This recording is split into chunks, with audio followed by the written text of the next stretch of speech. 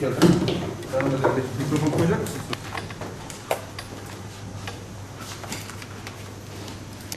İlimizde COVID-19 salgını ile mücadele kapsamında alınması gereken tedbirler ve mevcut durumla ilgili değerlendirmeleri yapmak üzere İl Pandemi Kurulumuz toplandı. İl Pandemi Kurulumuzun toplantısı neticesinde yapılan değerlendirmelerde bazı hususlar konusunda karar alınması, bazı hususlarda da tavsiyede bulunması yönünde irade belirdi.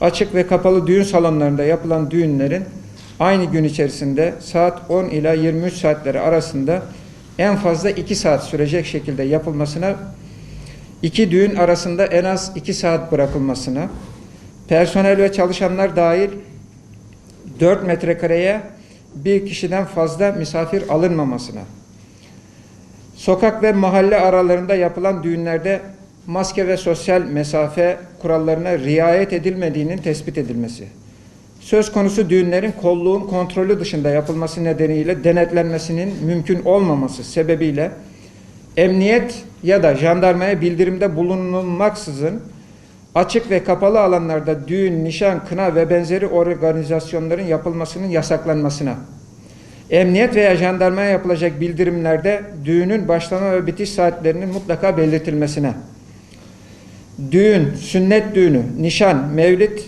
ve benzeri organizasyonlarda yemek verilmesi ve ikramda bulunulmasının uzun süre bir arada kalmaya, maske takmamaya, sosyal mesafeyi gözetememeye neden olacak koşulları oluşturması nedeniyle düğün, sünnet düğünü, nişan, mevlid gibi organizasyonlarda yemek ve her türlü yiyecek ikramında bulunulmasına müsaade edilmemesine karar verilmiştir.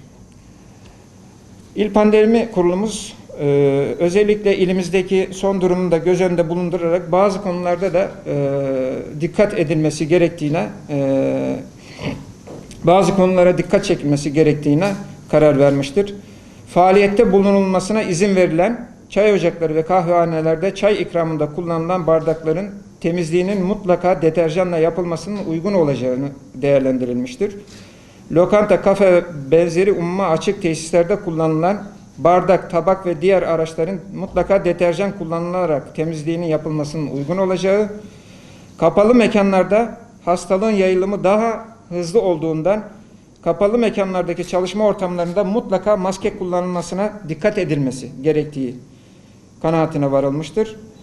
Hastalığın özellikle gençlerde ve çocuklarda asemptomatik yani belirtisiz seyrettiğinden yaşlılar ve kronik hastalarla aynı evde yaşayan gençler ve çocuklar ile diğer aile fertlerinin kendilerini pozitif olarak kabul edip maske ve sosyal mesafe kurallarına ev içinde de riayet etmelerinin yerinde olacağı kanaatine varılmıştır. Bunun tavsiye edilmesi gerektiği düşünülmektedir.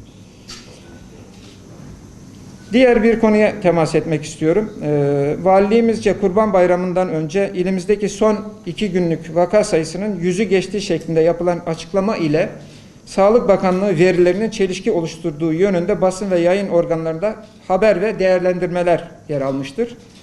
Valiliğimizce açıklanan vaka sayısı o gün sonuçlanan testlerdeki pozitif çıkan test sayısını ifade etmekte olup pozitif olarak değerlendirilen testler içerisinde daha önce tedavi gören pozitif hastaların kontrol testlerinin de bulunması nedeniyle pozitif yeni hasta sayısının bu rakamların daha altında olduğu anlaşılmıştır.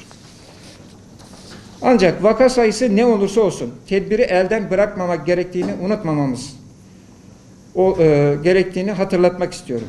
Maske, sosyal mesafe ve temizlik hastalıkla mücadelede temel kurallardır. Bu kurallara riayet ettiğimiz ölçüde hastalıkla mücadelede başarılı olabiliriz. Kurallara uymada gösterdiğimiz her ihmalin neticesine hep birlikte katlanmak zorunda kalacağımızı unutmayalım.